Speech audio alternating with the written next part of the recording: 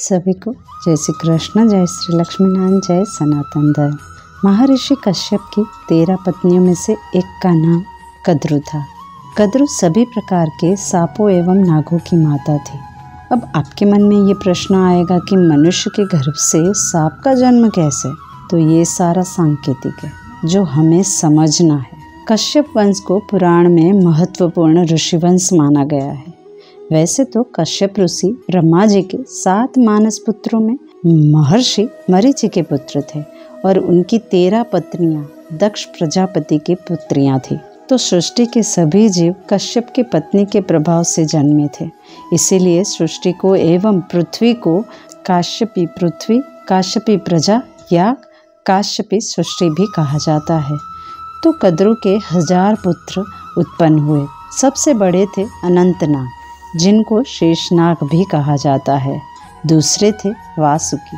इन दोनों के बाद बाकी सभी नागों की उत्पत्ति हुई। और हमारे सनातन शास्त्रों में हर जीवों को महत्व दिया गया है। हर जीव का अपना स्थान होता है। अब ये हुआ नागों की उत्पत्ति का वर्णन। अब प्रश्न आता है कि नाग पंचमी हम क्यों मनाते हैं? तो इसका वर्णन हमें मत्स्य पुराण, भविष्य पुराण, गरुड़ पुराण में मिलता है, जो इस प्रकार से श्रावण, भाद्रपद, आश्विन और कार्तिक मास के शुक्ल पक्ष की पंचमी तिथि में वासुकी, तक्षक, कालिया, मणिभद्रक, ऐरावत, धृतराष्ट्र, कर्णोटक तथा धनंजय, इन सभी नागों की दूध या घी से स्नान कराकर पूजा करने का विधान मिलता है।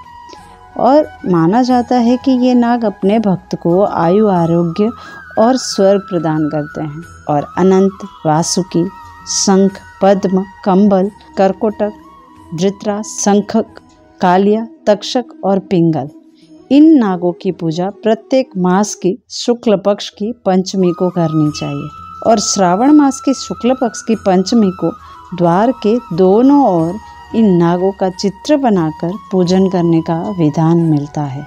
इस दिन अनंत आदि महानागों की पूजा करके नैवेद्य में दूध तथा घी देना चाहिए। मान्यता है कि इससे सभी विष दोष दूर हो जाते हैं। नाग अभय वरदान देने वाले होते हैं। और पंचमी तिथि नागों से संबंधित है, तो पंचमी को नागों का पूजन करने से सर्पदंष्टि प्राणी को मुक्ति देने वाली होती है। इसीलिए श्रावण मास की शुक्ल पक्ष की पंचमी को हम नाग पंचमी के नाम से मनाते हैं।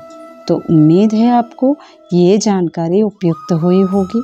अगर आपको यह ज्ञान अच्छा लगता है और आपको इससे कुछ नया सीखने मिलता है, तो हमारे इस चैनल को लाइक, शेयर और सब्सक्राइब करना ना भूलें। तो मिलते हैं अगली बार एक नए ज्ञान के साथ। तब तक अपना और अपनों का ख्याल रखें और खुश रहिए। धन्यवाद। अस्तु।